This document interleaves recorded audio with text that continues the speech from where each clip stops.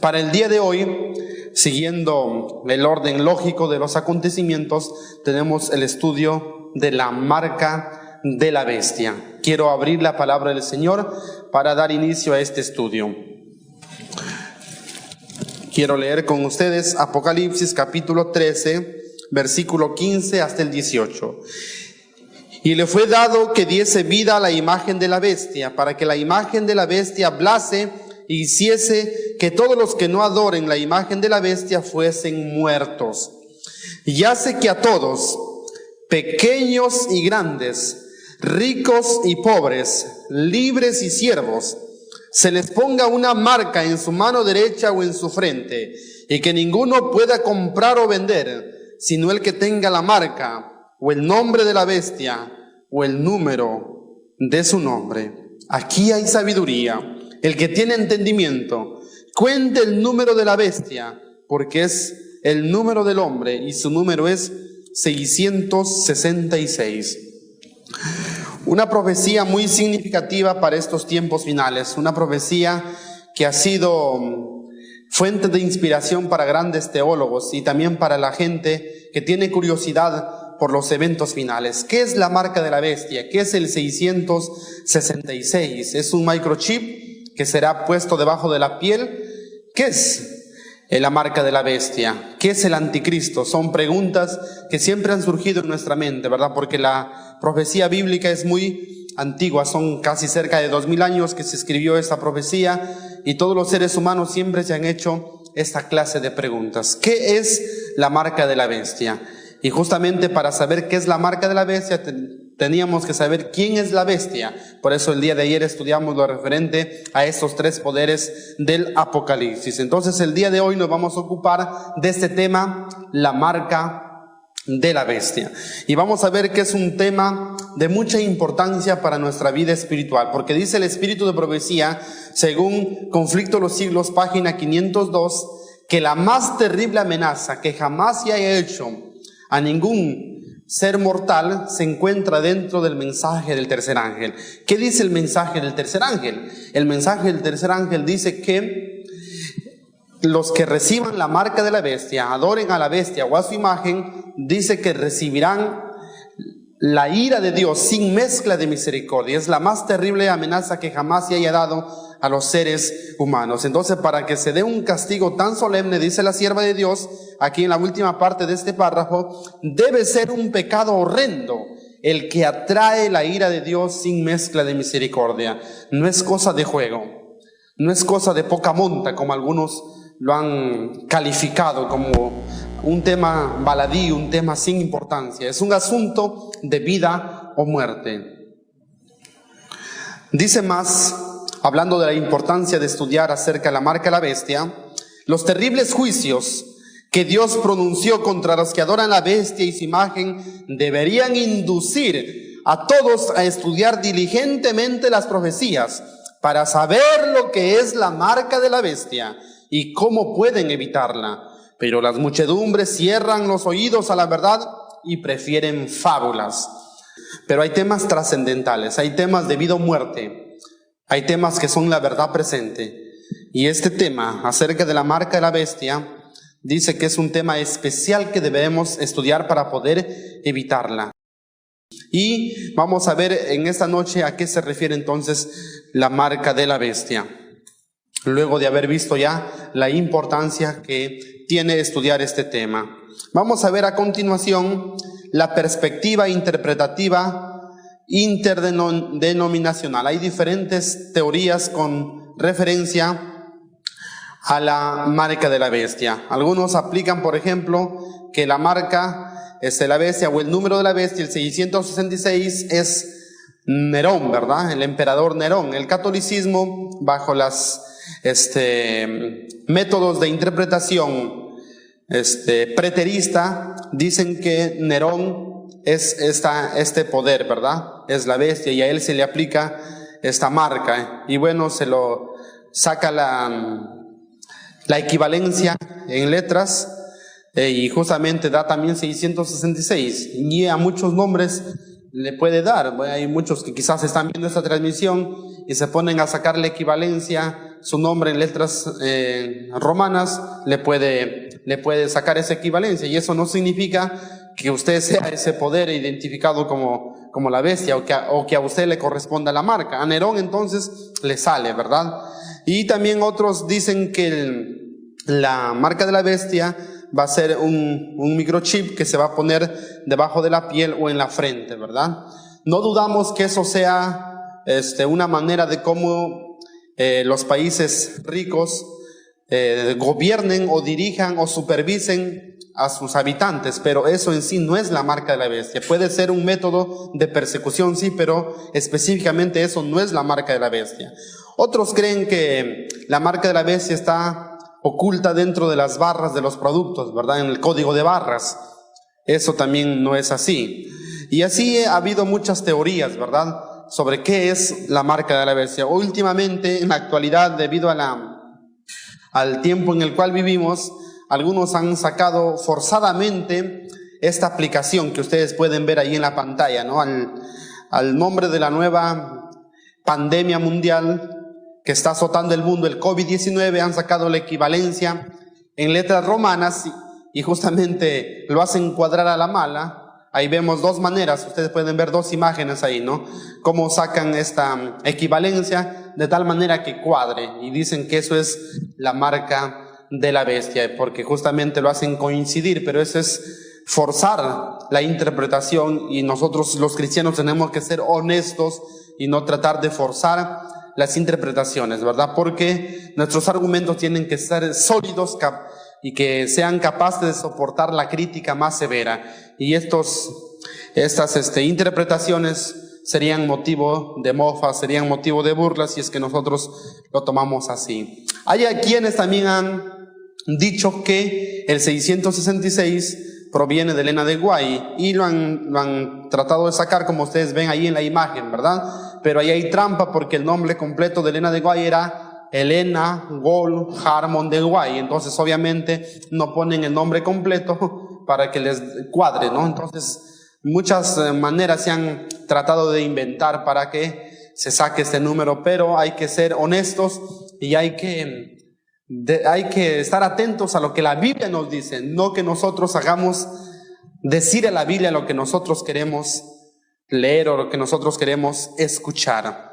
Bien, el adventismo siempre ha creído que la marca de la bestia se trata de una imposición dominical, y vamos a dar más adelante las pruebas por qué.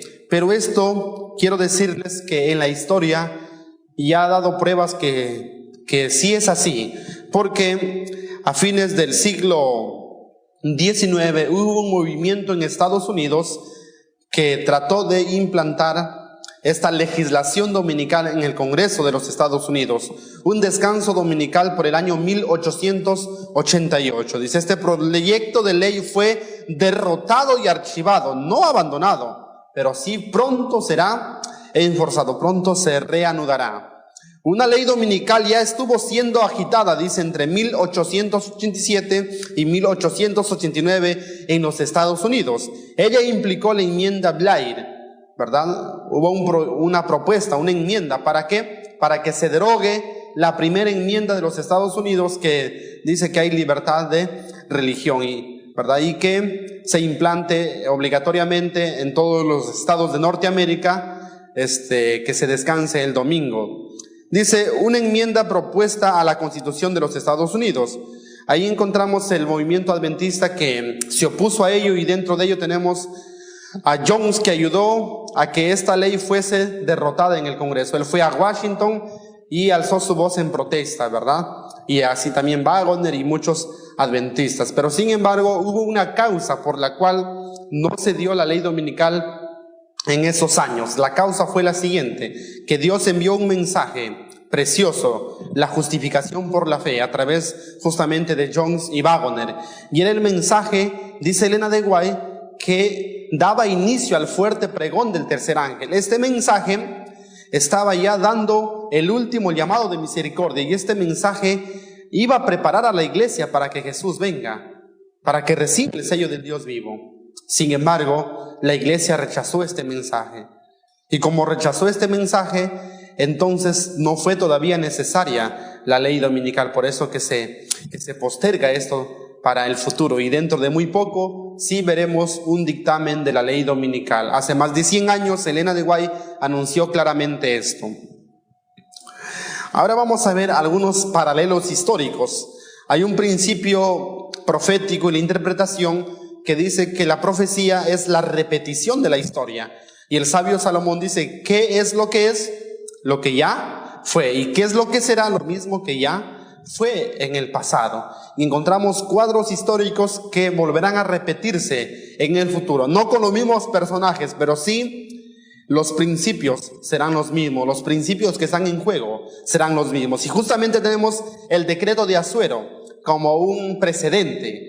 Encontramos que los enemigos del pueblo del Señor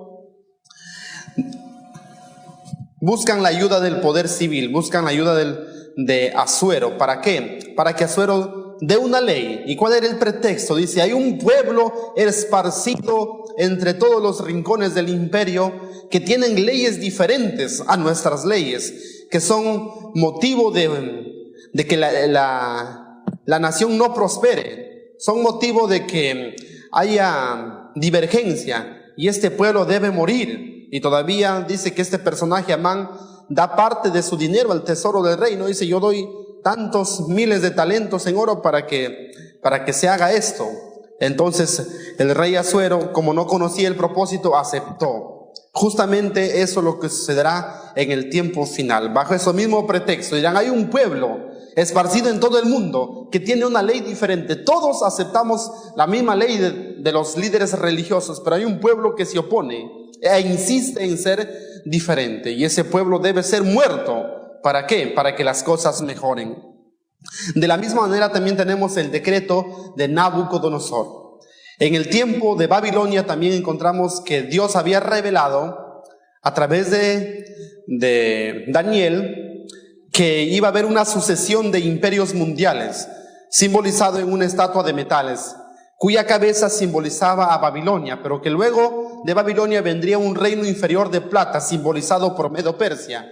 Después de ello vendría un reino inferior de bronce, que sería Grecia. Luego un reino de hierro, simbolizado por Roma. Luego Roma se dividiría en 10, y luego vendría una piedra que representaba el reino de Cristo, que iba a ser eterno.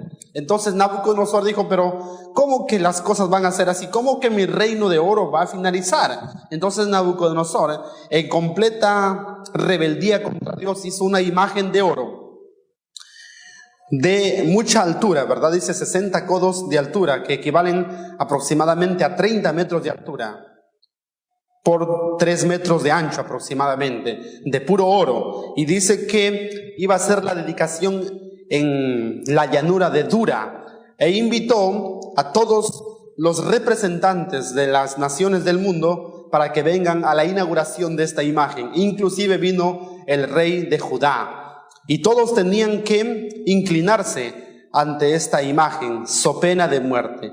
Pero hubo un remanente de 3 jóvenes que no quisieron inclinarse. Fueron echados al horno de fuego, pero salieron victoriosos. De la misma manera sucederá en el tiempo final.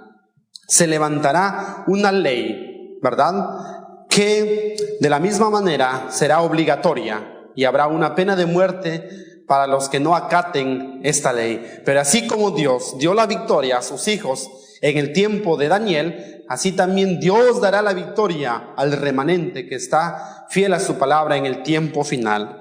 De la misma manera también tenemos un precedente histórico en el juicio y muerte de nuestro Señor Jesucristo. Se levantó el sumo sacerdote Caifás y dijo, la nación está en revolución y puede ser que vengan los romanos con sus ejércitos, y debido a que hay esta revuelta, pues nos vengan y nos maten, y mejor matamos al originador de esta revolución, a Jesús, y es preferible que muera uno a que muera toda la nación. Y bajo este argumento se aceptó en el juicio, los juicios falsos que se hizo a Jesús, y se sentenció a muerte. De la misma manera también en el tiempo final, cuando todos los hombres digan paz y seguridad, dice que vendrá destrucción repentina, ¿verdad? Destrucción repentina. Entonces dirán, pero ¿qué pasa si todos estamos unidos? Es por culpa de estos sabáticos por culpa de esta minoría, y es preferible que mueran ellos a que muera todo el planeta Tierra. Entonces, estos paralelos históricos vamos a ver que se van a repetir en el tiempo final, justamente en este cuadro del dictamen dominical, la marca de la bestia. Y justamente eso es lo que nos dice la inspiración. Maranata, la página 214, nos dice así: se repetirá la historia, será ensalzada la falsa religión. El primer día de la semana, un día común de trabajo que no tiene ninguna santidad, será erigido como la imagen de Babilonia. Se ordenará a todas las naciones y lenguas y pueblos que rindan culto al falso día de reposo. Qué interesante. Se repetirá la historia y habrá una orden mundial para que todos adoren el símbolo de la religión falsa, y los que no lo hagan, también habrá una pena de muerte para ellos. Y habrá excusas. Siempre Satanás no trabaja de manera directa. Hay pretextos, hay excusas que el enemigo usa para lograr sus objetivos. Vamos a ver cuáles son algunas de esas excusas. Conflicto de los siglos 574 dice lo siguiente: sin embargo, esa gente que hace lo malo, ellos aseguran que la corrupción que se va generalizando más y más debe achacarse en gran parte a la violación del así llamado Día del Señor, el domingo. Dicen, la corrupción moral que vemos, la situación inestable en la sociedad, toda la maldad que existe, ¿es por qué? Es porque se está violando el Día del Señor, el domingo. Miren las letras de verde. Y que si se hiciese obligatoria la observancia de ese día, mejoraría en gran manera la inmoralidad social. Al igual que los antiguos incas creían o de otras naciones paganas creían también que las plagas que vienen es por la ira de los dioses, así estas personas dirán, pues Dios está descontento y la corrupción está así debido a que se transgrede el domingo. Entonces dice, tiene que hacerse obligatorio el domingo para que todos lo honren, y de esa manera la situación mundial va a mejorar, dice. La moralidad social va a mejorar. Pero lamentablemente sabemos que ese es un engaño satánico. Eso no va a ser así. Eso es una estrategia de Satanás. Veamos la siguiente diapositiva, donde habla la estrategia que utiliza Satanás en la actualidad, y justamente lo podemos ver en este tiempo. Esta estrategia Satanás ya lo utilizó en el cielo. En el cielo, Satanás comenzó a sembrar cizaña por allá y por acá, de una manera camuflada, enmascarada, ¿verdad? Él escondía sus verdaderos propósitos. Él metía la cizaña por lo bajo, pero sin embargo él decía, yo quiero mejorar las cosas. Yo quiero que todo mejore, yo quiero que el gobierno de Dios sea mejor. El problema es que Dios no me entiende, no me da la oportunidad. Y la culpa de que las cosas estén así, eso lo tienen los ángeles, que son esclavos y se someten a Dios. O sea, que Él causaba el problema y tiraba la pelota a los ángeles fieles. Lo mismo sucederá en el tiempo del fin. Veamos lo que dice este párrafo en el Conflicto de los Siglos, página 576. Satanás producirá enfermedades. Interesante, Satanás producirá enfermedades, una enfermedad que estamos viendo en la actualidad, esta pandemia del COVID-19. Dice que es producida por Satanás. No vaya a pensar usted que es un castigo de Dios.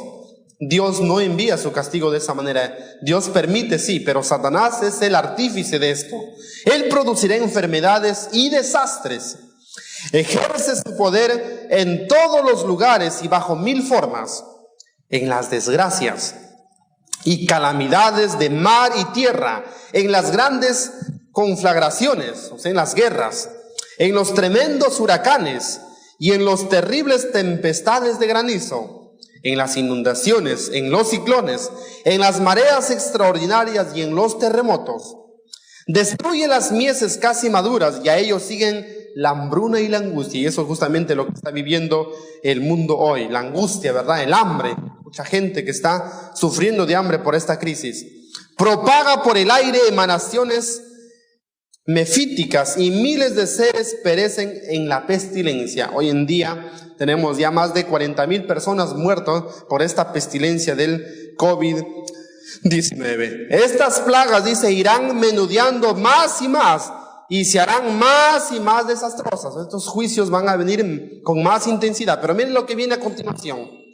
Y luego el gran engañador persuadirá a los hombres de que son los que sirven a Dios los que causan estos males. Esto está por cumplirse. Lo anterior que hemos visto ya lo estamos viendo, pero falta el golpe final de Satanás. ¿Qué dirá Satanás? Lo que está pasando es por culpa de ¿quiénes? Los que guardan el sábado. Se declarará que los hombres ofenden a Dios al violar el descanso del domingo, que este pecado ha traído calamidades que no concluirán hasta, miren las letras de celeste, ¿cuándo van a concluir las calamidades? Hasta que la observancia del domingo no sea estrictamente obligatoria, y que los que proclaman la vigencia del cuarto mandamiento, haciendo con ello que se pierda el respeto debido al domingo y rechazando el favor divino, turban al pueblo y alejan la prosperidad temporal. Qué interesante. Justamente eso es lo que le dijo Acab a Elías: ¿por qué turbas a Israel? Y Elías le dice: yo no he turbado, el que turbas eres tú con tus abominaciones. Y justamente el mundo, Satanás, es el culpable de que la situación actual esté como esté. Pero ¿a quién se echará la culpa? ¿A quién se lanzará la pelota? Es al pueblo de Dios, observador del sábado. Y ellos dirán: para que la situación mejore, para que la economía mejore, para que la moralidad mejore, para que la unidad mejore, tiene que ser obligatoria la observancia del domingo, y ahí las cosas van a mejorar. Y justamente algo de esto es lo que los líderes mundiales se han planteado hace casi 5 años. En el año 2015 hubo la implantación de una agenda con objetivos de desarrollo sostenible. Esta agenda se le conoce como la Agenda 2030. La Asamblea General adopta la Agenda 2030 para el desarrollo sostenible. Hay 17 objetivos y más de 60 metas a lograr hacia el 2030. Y lo más resaltantes de esta agenda es acabar con la pobreza, acabar con la desigualdad, acabar con la contaminación, o sea, ver por el cambio climático, lograr también la igualdad de género. Por eso es que las naciones están luchando para que se implante la ideología de género y se implante también el matrimonio homosexual en todos los países del mundo. Es una agenda que los líderes se han comprometido a cumplir. En nuestro país, Ollantaytamala aceptó esta agenda, ¿verdad? Entonces, justamente el dictamen de la ley dominical no va a venir solo, va a venir en paquete. Vendrá unido al cambio climático. ¿Por qué creen que el papado tanto énfasis hace en el cambio climático? Son los países industrializados. Es el Vaticano el que produce la contaminación, porque el Vaticano es el mayor accionista de armas del mundo.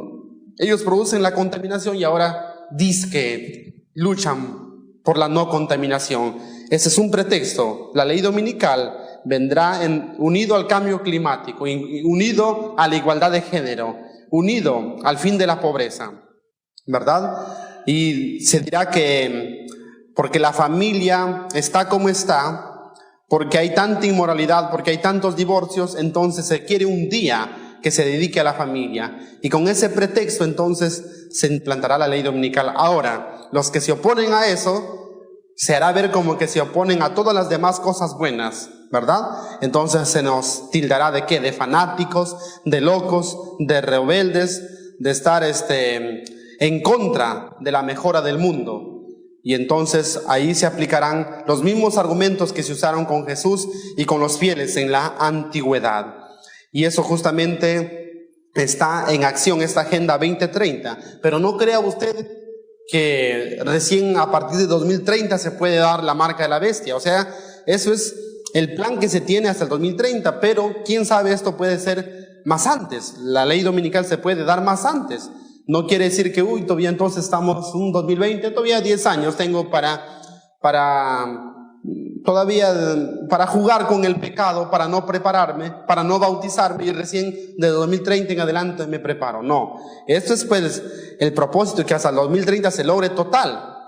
Pero la crisis puede venir mucho más pronto. No sabemos el momento exacto, pero sí debemos estar preparados, como si hoy fuera el último día. Vamos a ir a continuación y vamos entrando ya al tema en sí. Vamos a definir qué es marca. Dice que la palabra marca proviene del griego jaragma, que en castellano quiere decir rasguño o picazón o sello como etiqueta de servidumbre o figura esculpida, estatua, escultura, marca.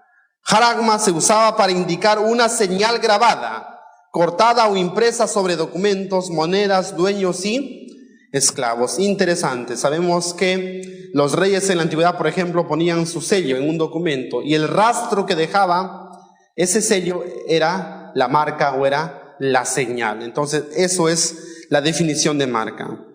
Y también vamos a ver la palabra jotam. Dice sello, anillo de sellar. Por extensión, la marca que deja el sello. La marca denota la autoridad del usuario o propiedad, ¿verdad? Entonces, fuera muy usada en la antigüedad por los reyes, por los amos también que marcaban a sus esclavos, y esto tiene que ver con la adoración en el tiempo del fin. Ahora, vamos a seguir más adelante. El nombre. Dice, en la crisis suprema de su vida, Jacob se apartó para orar. Lo dominaba un solo propósito, buscar la transformación de su carácter. Dice que la marca de la bestia está en relación con el nombre, porque dice que aquel que reciba la marca o el nombre de la bestia, entonces justamente está ligándose a este poder. ¿Qué tiene que ver el nombre? Encontramos que Jacob es un precedente histórico de esto. Jacob es cambiado de nombre, ¿verdad? De Jacob a Israel. Pero él dice que en la crisis de su vida, en su angustia, él quería una transformación ¿de qué? Una transformación de carácter. Los nombres en el tiempo de los israelitas se ponía de acuerdo al carácter que manifestaban los niños al nacer. Por ejemplo, Jacob significa usurpador, porque él usurpó el lugar de su hermano. Moisés se lo encontró en el río y se lo saca, entonces Moisés significa salvado de las aguas. Igual manera con Benoni, Benjamín, hijo de mi dolor, ¿no? Entonces, de esa manera se adoptaba el nombre, de acuerdo a las características, al carácter que manifestaba el niño al nacer. Entonces, el cambio de nombre representa un cambio de carácter.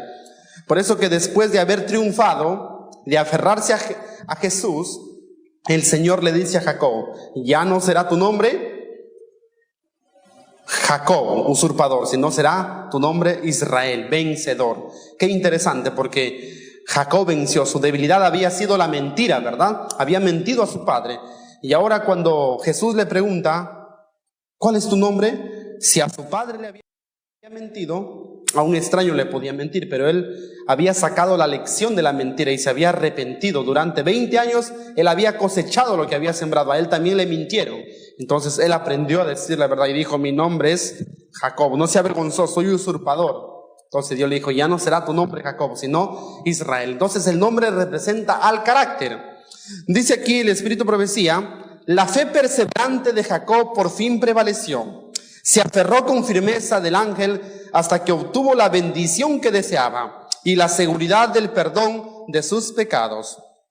Su nombre cambió entonces de Jacob, el suplantador, a Israel, que significa príncipe de Dios. Qué interesante. Entonces el nombre tiene que ver con el carácter. Y sabemos que hay en el conflicto entre el bien y el mal solamente dos poderes, el bien o el mal. Tienes el nombre de Dios o tienes el nombre de Satanás. Tienes el carácter de Dios o tienes el carácter de Satanás.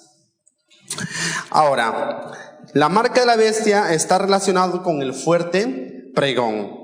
¿Por qué? Porque en el fuerte pregón se tiene que presentar justamente lo contrario a la marca de la bestia, que es el sello de Dios.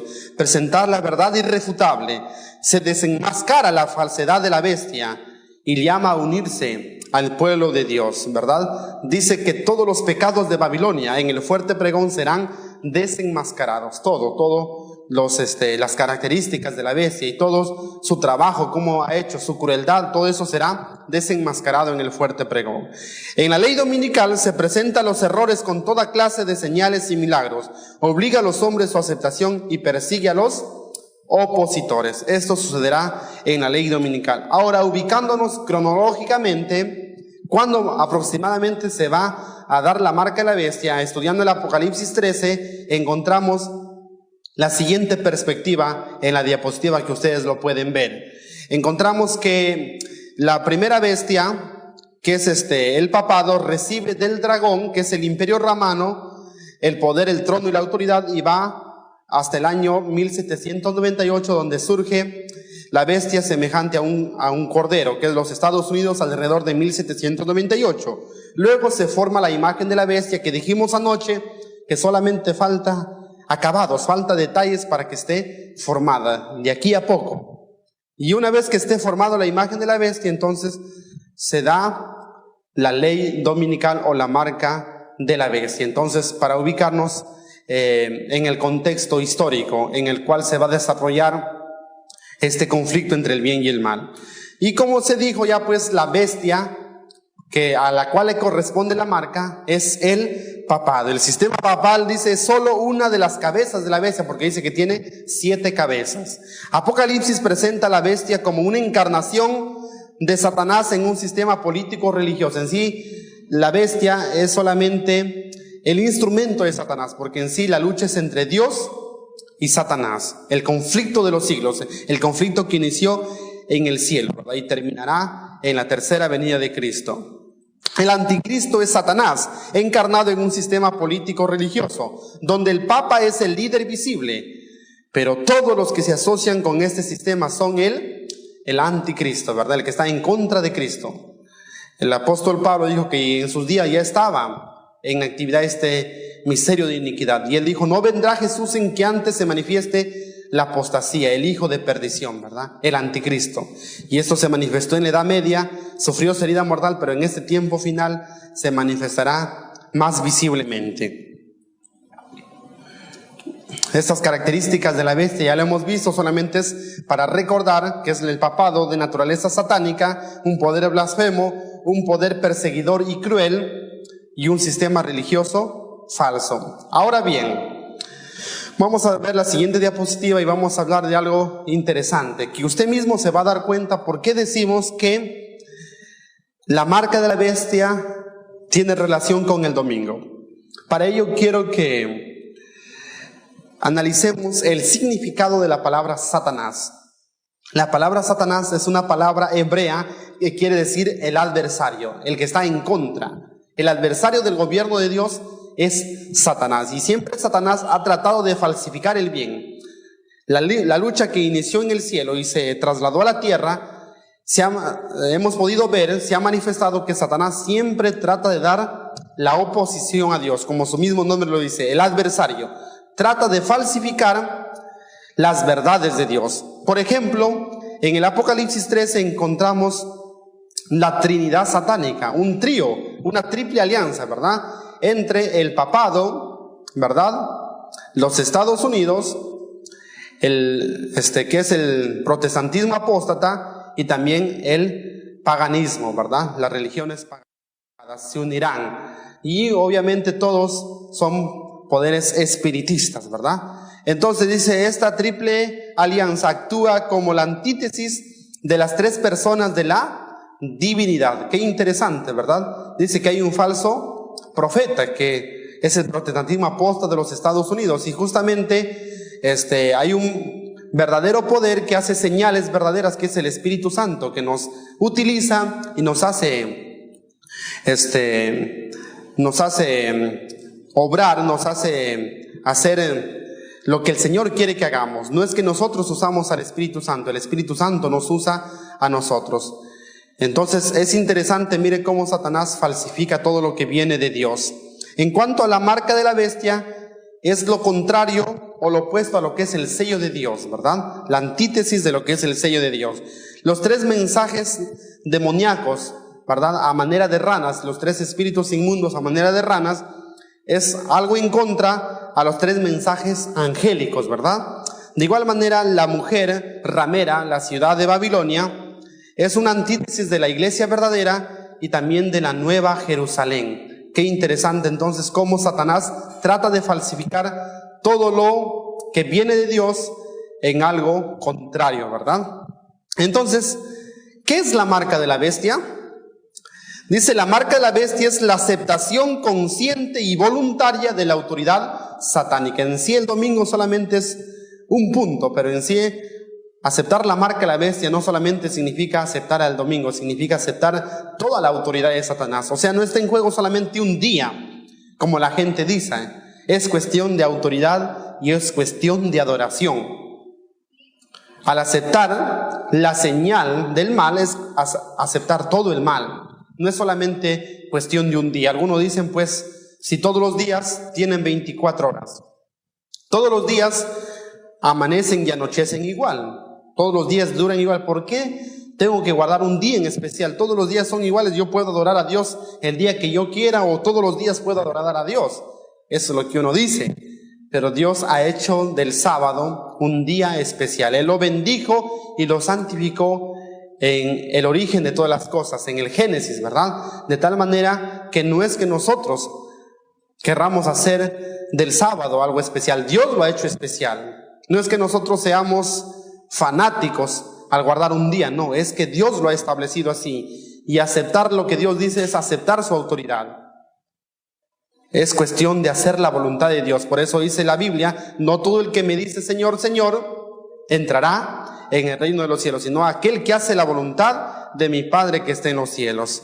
Entonces, eso es la marca de la bestia. Dice, es aceptar consciente y voluntariamente la autoridad satánica. El carácter madurado en oposición a la voluntad divina, que es evidencia en la observancia del domingo. Eso se manifiesta exteriormente en la observancia del domingo, pero eso va más allá, como le digo, es aceptar todo el sistema del mal. Es decirle no a Dios y decirle sí a Satanás. O sea, hay muchos principios que están en juego. No es solamente cuestión de un día. Habiendo rechazado el espíritu de verdad y desechado la luz del sábado como señal de la autoridad divina, han decidido su suerte con Satanás. Al hablar de la marca de la bestia, también tenemos que hablar del sello de Dios, y justamente eso vamos a ver un poco más adelante. Pero nadie será marcado sin que antes tenga una clara evidencia de la luz. Solo los que, comprendiendo bien el asunto, a plena conciencia, rechacen la voluntad de Dios y prefieran obedecer a Dios antes que a los hombres, recién se estarán marcando con la marca de la bestia. Para ello, obviamente, tiene que estar vigente ya la legislación dominical. Por eso Elena de White dice, hasta ahora nadie se ha marcado con la marca de la bestia, porque todavía no es algo obligatorio. Y hay muchos que no entienden la verdad. Es más, hay algo que a mí me llamó la atención cuando leí un párrafo que dice que hay muchos que ahora guardan el domingo. Inclusive uno le ha dicho que el sábado no es el día del Señor y que el domingo no es la verdad. Ellos lo han rechazado, pero dice Elena White que lo han rechazado porque no lo han comprendido bien. Pero cuando lo comprendan bien y son sinceros, saldrán de Babilonia y se unirán al pueblo del Señor. Entonces, esto es interesante, ¿ya? Entonces, hay algo más que está en juego, no es solamente cuestión de un día. Por eso un predicador hace esta comparación. Si yo soy peruano y voy a cantar el himno nacional, hablando en el término patriótico, ¿no? Y voy a cantar el himno nacional con la mano al pecho, pero mirando la bandera, por ejemplo, de Ecuador, entonces sería algo ilógico, ¿no? La gente me podría decir, pero estás loco, estás haciendo algo contradictorio, estás cantando el himno del Perú, pero la bandera no corresponde. Pero yo diría, pues la bandera no importa, lo importante es que yo ame a mi país, no tiene nada que ver. Entonces la gente diría, está loco. Y así es hoy en día lo que la gente trata de hacer cuando observa el domingo, ¿no? Ellos dicen pues que ellos adoran a Dios, pero adoran en un día que Dios no ha establecido, sino que lo hicieron los hombres, ¿verdad? Lo hizo Constantino y luego la Iglesia Católica lo adoptó en el concilio de la Odisea. Vamos a ver a continuación algo interesante. ¿Cómo identificar la marca de la bestia? Muy bien, y voy a pedir a mis hermanos de multimedia que están a cargo de la multimedia, como es nuestro hermano Albert, que vayan pasando poco a poco estas imágenes, uno por uno, ¿ya? ¿Cómo identificar la marca de la bestia? Tenemos por un lado a Jehová y por otro lado a Satanás.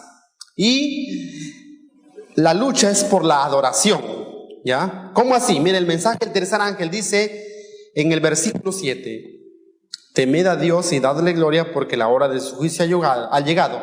Y adorad a aquel que hizo los cielos y la tierra. Y esa adoración está ligada con la obediencia a los mandamientos, porque el versículo 12 dice: aquí está la paciencia de los santos, los que guardan los mandamientos de Dios. Y justamente dice: adorad a aquel que hizo.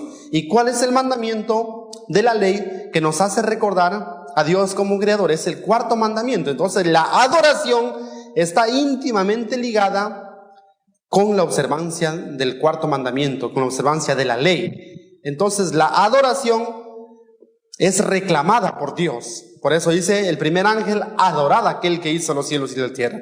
Pero Satanás dice que su propósito cuando se rebeló era ponerse igual que Dios en las alturas. Dijo: me levantaré, pondré mi trono y seré, ¿qué cosa? Semejante al Altísimo. Satanás también quiere adoración. Por eso dice el versículo 9 en adelante del tercer ángel: si alguno adora a la bestia o a su imagen. Entonces Satanás también quiere adoración. Entonces la lucha es por la adoración. Por lo tanto, Satanás, como su mismo nombre lo dice, el adversario hace lo que está en contra a la voluntad de Dios. Por ejemplo, si Dios es el representante del bien, usted es la respuesta. Satanás es el representante ¿de qué? Del mal, ¿verdad? Ahora, si Dios es luz, Satanás, ¿qué es? El antónimo, usted lo sabe: tinieblas. Si Dios te ofrece la vida, Dios es vida, Satanás, ¿qué te ofrece?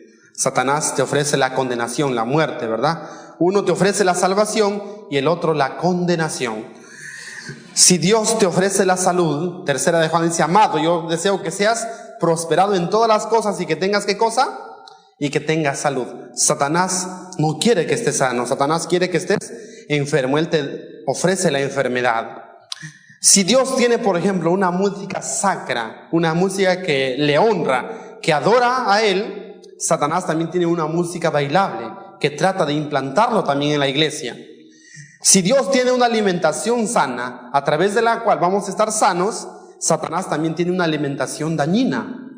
Ahora, si Dios tiene un vestido oculto, un vestido que nos diferencia de los que no creen en Dios, Satanás también tiene un vestido indecente, ¿verdad? Todo lo contrario, como ustedes se van dando cuenta. Ahora, si Dios tiene un sello, una señal, una marca, Satanás también tendrá, claro que sí, también tiene una marca. Y es interesante.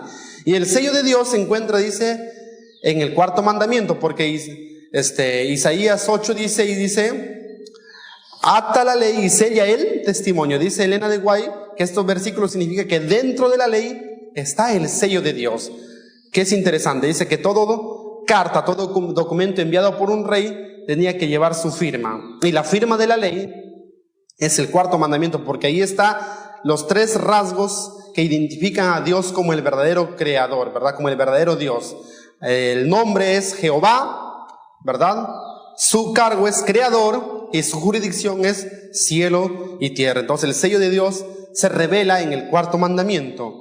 Y Satanás, como es adversario, también su señal, su marca será lo opuesto, ¿verdad? Será un día, al igual que de Dios es un día, de Satanás también será un día, será visible en un día. Y si de Dios es el séptimo día, de Satanás será el primer día de la semana. Y eso es lo que nos dice Elena de White en el siguiente párrafo de Joyas de los Testimonios, tomo 3, la página 232. Mire lo que dice aquí Elena de White: la señal o sello de Dios se revela en la observancia del séptimo día, monumento recordativo de la creación por el Señor. Dice, se revela porque el sellamiento tiene que ver no solamente con la observancia del sábado, si bien la observancia del sábado es lo visible, pero tiene que ver con el corazón, tiene que ver que una persona esté justificada, que esté a cuentas con Dios, tiene que ver con el carácter, tiene que ver con la observancia de los demás mandamientos, no solamente al cuarto, pero se revela en la observancia del séptimo día, monumento recordativo de la creación. Pero ahora miren lo que dice la parte del párrafo subrayado: la marca de la bestia es lo opuesto a esto, la observancia del primer día de la semana. Interesante, ahí dice Elena de White claramente en Joyas de los Testimonios, que la marca de la bestia es lo opuesto, la observancia del primer día de la semana. Está bien claro, ¿verdad? Está bien claro. ¿Qué es la marca de la bestia? Muy bien. A continuación vamos a ver entonces lo relativo al número. El número 666. Vamos a leer ahí algunos versículos y algunas versiones que nos aclaran más al respecto.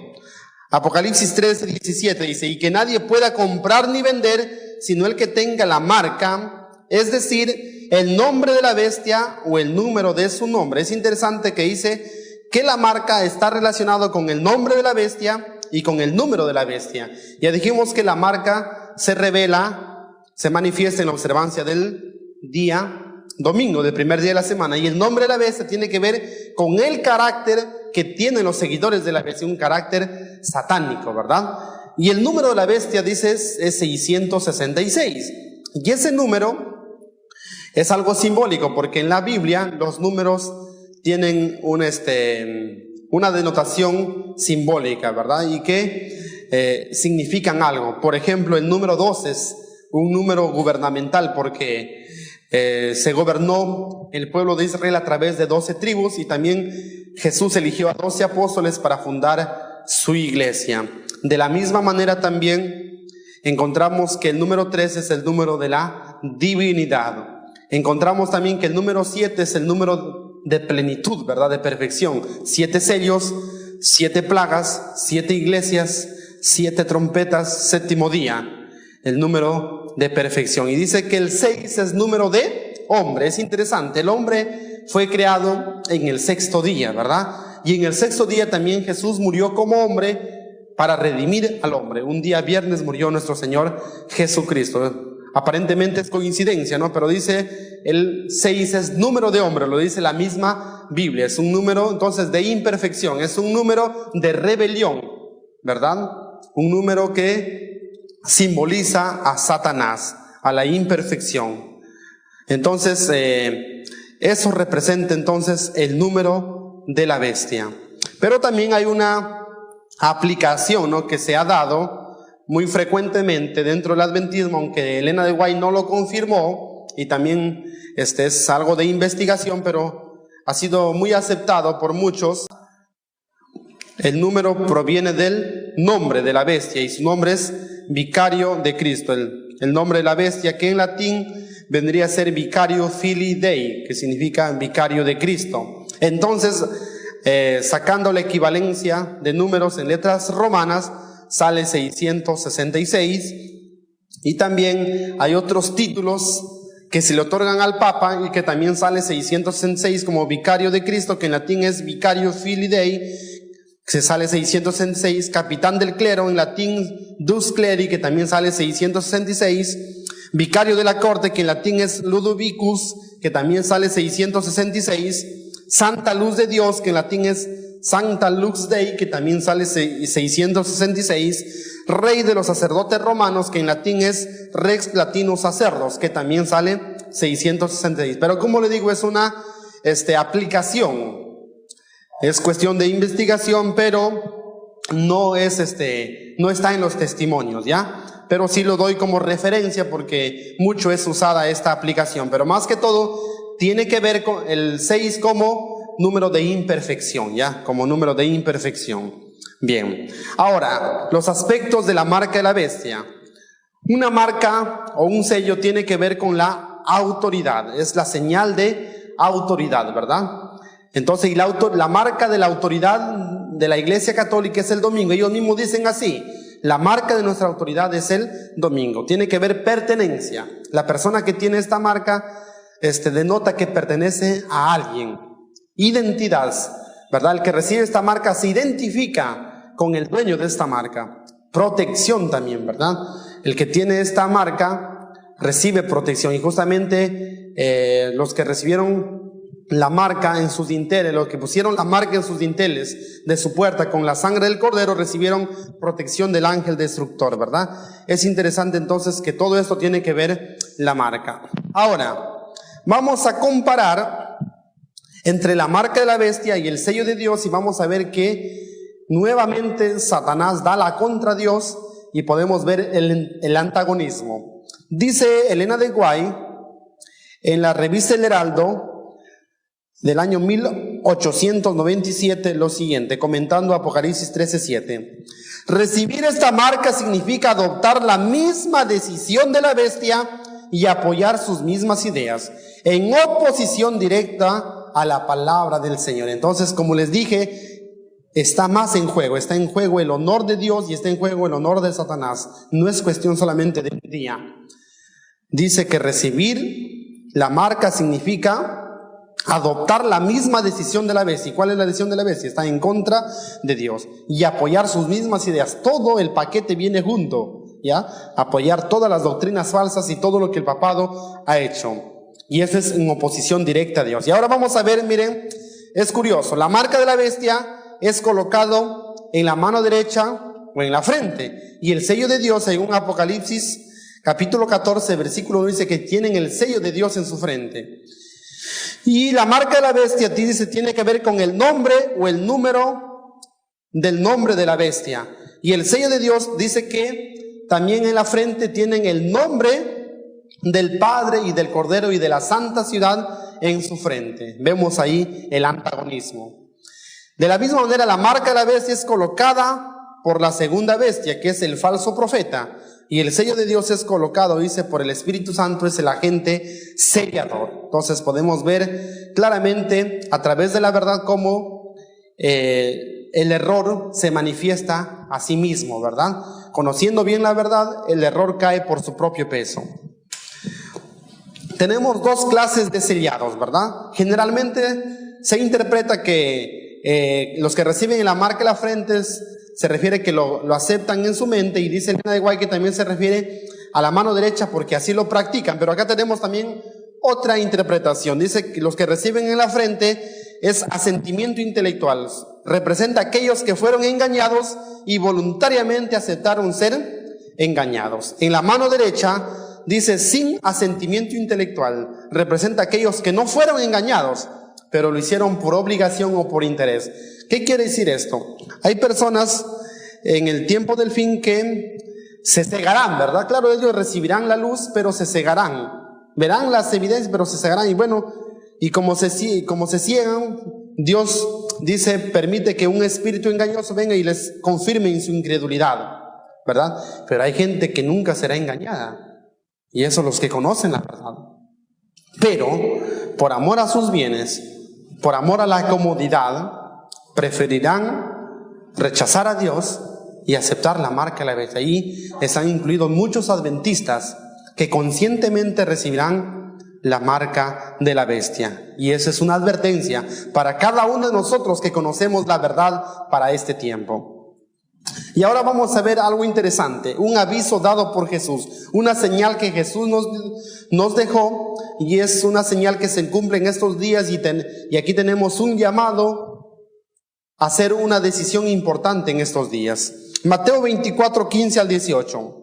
Por tanto, dice Jesús, cuando veáis en el lugar santo la abominación desoladora de que habló el profeta Daniel, el que le entienda, entonces los que estén en Judea huyan a los montes. El que está en la azotea no descienda para tomar algo de su casa, y el que esté en el campo no vuelva atrás para tomar su capa.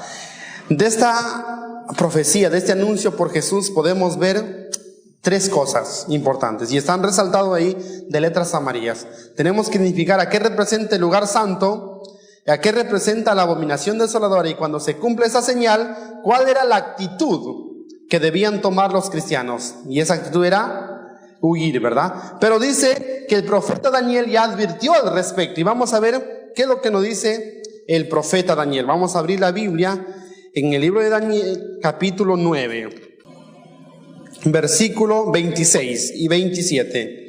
Y después de las 62 semanas se quitará la vida al Mesías, mas no por sí. Y el pueblo de un príncipe que ha de venir destruirá la ciudad y el santuario. Con inundación será el fin de ella, y hasta que el fin de la guerra, las asolaciones están determinadas. Es interesante que aquí Daniel habla de asolaciones, o desolación es lo mismo. Asolación o desolación es lo mismo, ¿verdad? Pero aquí identifica, dice, a un príncipe. que ha de venir el príncipe de un pueblo. Identifica aquí a un gobernante, a un conquistador y a un pueblo que iba a hacer ¿qué cosa? Iba a destruir la ciudad. ¿Cuál ciudad? La ciudad de Jerusalén y el santuario. Interesante.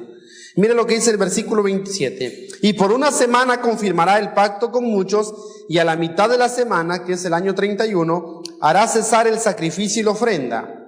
Después, con la muchedumbre de las abominaciones, vendrá el desolador. Interesante. Con la muchedumbre de las abominaciones vendrá el desolador. Ahí está la abominación desoladora. Quiere decir que después del año 31, que se hace cesar el sacrificio y la ofrenda, y después del año 34, que se mata a Esteban, después de eso iba a venir la abominación desoladora, ¿verdad? Y dice, y lo que está determinado se derramará sobre el pueblo asolado. Qué interesante. Sabemos nosotros que esta señal que dio Jesús tiene un doble cumplimiento, en la destrucción de Jerusalén y en el fin del mundo, porque los discípulos creían que estas dos cosas iban a ser en paralelo. Cuando Jesús les dijo que no quedará piedra sobre piedra, ellos pensaron que eso se refería al fin del mundo, y ellos dijeron, dinos, ¿cuándo va a ser estas cosas? ¿Y qué señal habrá de tu venida? Y Jesús le da una serie de señales que se cumplieron antes del año 70, y una de estas señales es esta. Cuando veáis en el lugar santo la abominación desoladora, entonces ustedes deben huir. Qué interesante. Vamos a ver que la Biblia se interpreta a sí misma.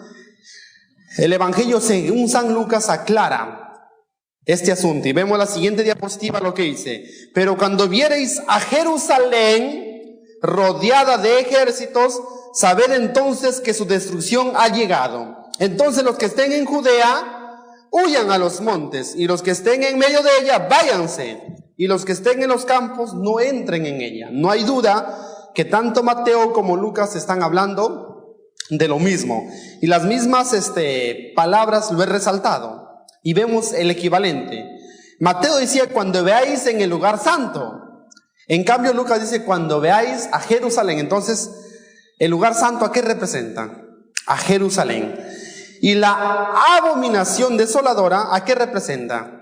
A los ejércitos, porque dice cuando veáis a Jerusalén rodeada de ejércitos, y en ambos libros la actitud es la misma, huir. ¿Y cómo se cumple esta señal? Justamente dice que en el año 68 se pone sitio a la ciudad de Jerusalén bajo el liderazgo del general Cestio Galo, ¿verdad? Jerusalén es rodeada de ejércitos. En sí no llegan los ejércitos al santuario, pero sí fuera de la ciudad. Pero dice Conflicto de los Siglos que los judíos consideraban el lugar santo aún fuera de la ciudad, de los muros de la ciudad hacia afuera, varios estadios más allá, era considerado como lugar santo. Entonces dice, cuando vinieron los ejércitos romanos, plantaron sus estandartes, dice, fuera de la ciudad, y eso era la abominación. ¿Por qué? Porque esos estandartes tenían el águila romana, que es símbolo del dios Sol, ¿verdad? Entonces eso era la abominación, y justamente según Ezequiel, la más grande abominación que se puede cometer es la adoración al sol, porque dice que Ezequiel ve en visión que había 25 varones que estaban adorando hacia donde sale el sol al oriente, y daban la espalda al santuario, adoraban al sol. Entonces esta es la más grande de las abominaciones, la adoración al sol. Y los romanos adoraban al sol, al dios Júpiter, que simboliza sol, y el símbolo era el águila, ¿verdad? Y dice que encima del águila estaba la guirnalda, que es símbolo también del sol. Cuando plantaron esos estandartes en el año 68, entonces los discípulos, los cristianos, supieron que la destrucción de Jerusalén había llegado. Se pone en el lugar santo la abominación desoladora, y la actitud era huir. Y dice que ni un solo cristiano murió en el sitio de Jerusalén. ¿Por qué? Porque Dios encaminó los acontecimientos de tal manera que los que fueron fieles pudieron huir de la ciudad. Dice que sin motivo aparente, de un momento a otro, Cestio Galo abandona el sitio y se va con su ejército. Entonces los judíos dijeron, están huyendo, vamos a perseguirles, vamos a perseguirle. Y se fueron persiguiéndole. Dice que lo atacaron al ejército romano y casi lo desaparecen. Entonces los cristianos tuvieron la oportunidad para huir. Los cristianos son los que aceptaron a Jesús. Habían judíos que eran cristianos, habían gentiles que eran cristianos. En cambio, los judíos en sí, lo llamamos judíos a los que no aceptaron a Jesús. Cuando hablamos de cristianos nos referimos a los, sean judíos o gentiles, pero que habían creído en Jesús. Ni un solo cristiano murió. En cambio, judíos sí murieron miles, inclusive según algunos historiadores murieron millones. Antes de que Cestio Galo haga eso era imposible huir. ¿Por qué? Porque si salía fuera de la ciudad, dice que algunos salían a comer algunas hierbas porque no había qué comer, entonces los romanos lo tomaban prisionero, lo mataban, lo crucificaban. Y si salían también estaba el ejército judío que los podía tomar como traicionero, entonces era imposible huir. Pero cuando Cestio Galo se retira y el ejército de los judíos va en su persecución, entonces los cristianos tienen el camino libre para huir sin que nadie les estorbe. Y dice que ellos huyen a la región de Perea, al otro lado del Jordán, y ni un cristiano pereció, porque estuvieron atentos a la señal que Jesús les había dado. De la misma manera, la historia se repite una vez más. Y mire lo que dice Elena de Guaya al respecto, Eventos de los Últimos Días, página 104. Así como el sitio de Jerusalén por los ejércitos romanos fue la señal para que huyesen los cristianos de Judea, así la asunción de poder por parte de nuestra nación, los Estados Unidos, con el decreto que imponga el día de descanso papal, será para nosotros una amonestación. Entonces será tiempo de abandonar las grandes ciudades y prepararnos para abandonar las menores en busca de hogares retraídos en lugares apartados entre las montañas. Es interesante cuando hablamos anteayer de la importancia de que los que pueden ahora ya vayan a las ciudades. Vayan de las ciudades y vivan en el campo, ¿verdad? Aquí es de una manera general. Obviamente se dará la señal en Estados Unidos. Yo no debo esperar que esa orden llegue a mi país. Ni bien se da en Estados Unidos, no debo perder tiempo. Por eso dice la profecía, el que esté en la azotea no baje abajo a tomar algo. El que esté en el campo, trabajando, sudando, la capa se quitó, no vaya a tomar la capa para huir inmediatamente. Entonces, cuando se da la ley dominical, uno tiene que estar así como un cuchillo afilado, listo para cortar. Uno tiene que estar listo para actuar, preparado, a cuentas con Dios. Ni bien se da la señal, yo sé lo que tengo que hacer. No es que recién me voy a comenzar a preparar. No debo esperar que llegue a mi país, porque si usted espera que llegue a su país, será terrible. Si usted espera que todavía esta crisis llegue a su país, entonces usted quedará huir y ya no va a poder hacerlo. Por eso, ni bien se da en Estados Unidos, la señal está dada, tenemos que huir. Si nos demoramos, nos perderemos. Es interesante, claro que no todos podrán huir. Hay algunos que serán encarcelados. Habrá mártires en esa época, eso lo vamos a ver a continuación. ¿Por qué es importante que se siga el consejo dado por Jesús? Porque justamente miren lo que dice el siguiente párrafo. La palabra del Señor dice de la siguiente manera: cuando los Estados Unidos, el país de la libertad religiosa, se una con el papado para forzar las conciencias y obligar a los hombres a honrar el falso día de reposo, los habitantes de todo país del globo seguirán, ¿qué cosa? Su ejemplo. Todos los países van a seguir su ejemplo. Por eso la profecía dice que esta segunda bestia de Apocalipsis 13 hace que todo el mundo adore a la primera bestia a través de esta ley que honra y rinde homenaje al papado. Todos los países del mundo van a seguir el ejemplo de los Estados Unidos. Por eso que es importante que hoy en día haya una preparación cabal en el seno de la iglesia y de una manera individual. Dice la palabra del Señor, Testimonios Selectos, tomo 1, página 188. ¿Qué estáis haciendo, hermanos, en la gran obra de preparación? Los que están unidos al mundo reciben el molde mundano y se preparan para la marca de la bestia. Que es interesante, ¿eh? Cada día que pasa, estamos sellando nuestro destino. Estamos recibiendo el molde, bien el molde divino o el molde mundano. Pero los que han perdido toda confianza en su egoísmo y se humillan ante Dios y purifican sus almas conociendo a la verdad, reciben el molde celeste y se aparejan para recibir el sello de Dios en sus frentes. Cuando se promulgue el decreto y quede estampado el sello, el carácter de quienes lo reciban permanecerá puro y sin mancha para toda la eternidad. Cada día, queridos hermanos, estamos sembrando y muy pronto cosecharemos. Yo te pregunto, ¿estás guardando el sábado ahora en tiempo de paz? Hay un pensamiento que dice, si con los de a pie te cansaste, no pudiste, ¿qué será con los de a caballo? En otras palabras, Jesucristo dijo, el que es fiel en lo poco, será fiel en lo mucho. Pero el que en lo poco es infiel, no piense que va a ser fiel en lo mucho. Cada día que pasa, estamos decidiendo nuestro destino.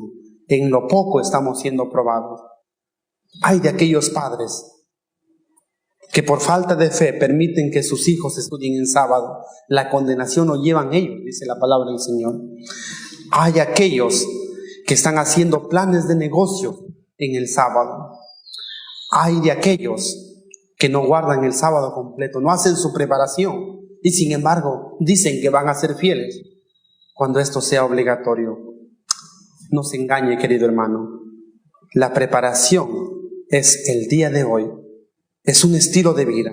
¿Cómo es que los jóvenes hebreos pudieron ser fieles a Dios a pesar que el riesgo era perder su vida y ser echados en el horno de fuego? La respuesta es en que ellos estaban acostumbrados a ser fieles a Dios y en esta ocasión no les pareció difícil.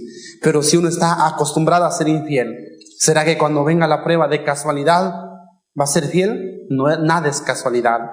Todo es un proceso y en este momento nosotros estamos siendo moldeados, bien para recibir el sello de Dios o bien para recibir la marca de la bestia. El Señor nos ayude a reflexionar al respecto. En conclusión, la marca de la bestia es el carácter rebelde de Satanás manifestado en la obligación de observar el domingo en oposición al sábado como señal de autoridad de Dios. Quiere el Señor bendecirnos y ayudar a comprender este tema. Es mi deseo en el nombre de nuestro Señor Jesucristo. Amén.